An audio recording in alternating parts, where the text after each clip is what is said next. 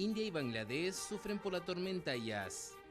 Este ciclón de categoría 2, acompañado de inmensas olas, fuertes lluvias y ráfagas de más de 155 km por hora, tocó tierra en la madrugada del miércoles y luego se desplazó hacia el interior, convirtiéndose en una fuerte depresión.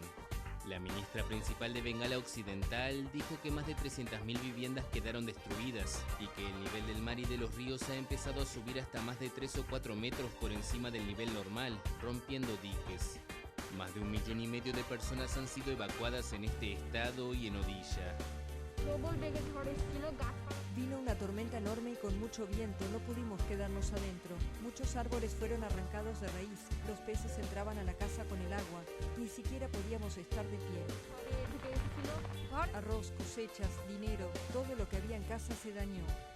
El Yas ha frustrado los esfuerzos locales para combatir el coronavirus en India, que está haciendo estragos en las comunidades urbanas y rurales.